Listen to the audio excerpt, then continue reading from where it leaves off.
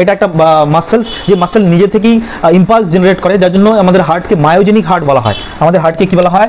Myogenic heart বলা হয়, myogenic হৃৎপিণ্ড বলা হয়।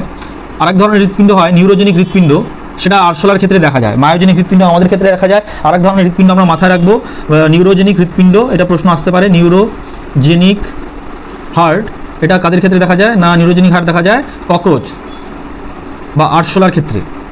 এই জিনিসটা আমরা মাথায় রাখবো। তো এই হার্টের মধ্যে দিয়ে কীভাবে এবার মাসেল জেনারেট হয় সেটা আমরা জানবো, বাট বিফোর দ্যাট এর মধ্যে দিয়ে ব্লাডের সার্কুলেশনটা কী করে হয় আমরা সেটা একটু দেখে নেবো। ওকে, তো আমি এই লেখাগুলো একটু মুছে দেবো, এর মধ্যে দিয়ে আমাদের হার্টের মধ্যে দিয়ে ব্লাডের সার্কুলেশন কী করে হচ্ছে সেটা একবার দেখে নিই।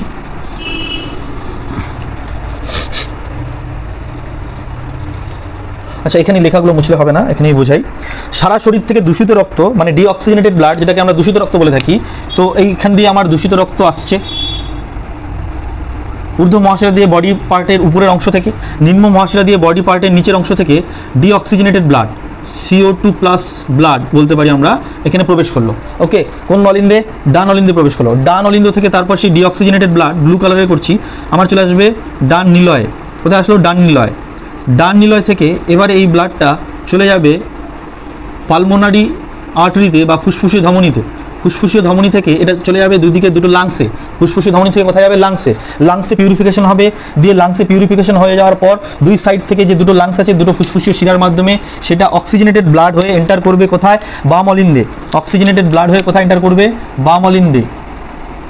বাম অলিন্দে oxygenated blood, O2 plus blood. Okay, O2 plus blood enter করলো।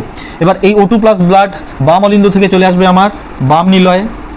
বাম নিলয় থেকে এই O2 প্লাস ব্লাড চলে যাবে কোথায়? না, অ্যাওর্টা বা মহাধমনীতে। অ্যাওর্টা বা মহাধমনী থেকে এ সারা শরীরে ছড়িয়ে পড়বে। অ্যাওর্টা বা মহাধমনী থেকে কোথায় ছড়িয়ে পড়বে? সারা শরীরে ছড়িয়ে পড়বে। তো এর একটা স্কিম আমরা করে নিই এখানে, ফ্লো চার্ট। খুব ছোটোভাবে আমরা ফ্লো চার্টটা করে নিই। প্রথমে সারা দেহ, সারা দেহ থেকে কোথায় গেল? না, ডান অলিন্দে। ডান অলিন্দে। ডান অলিন্দে কার মাধ্যমে গেল আর কি গেল?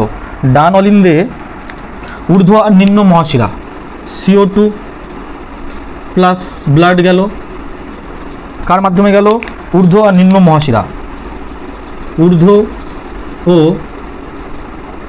নিম্ন মহাশিরা দিয়ে গেল। ডান অলিন্দ থেকে ব্লাডটা কোথায় গেল? ডান নিলয়। ডান নিলয়। ডান নিলয়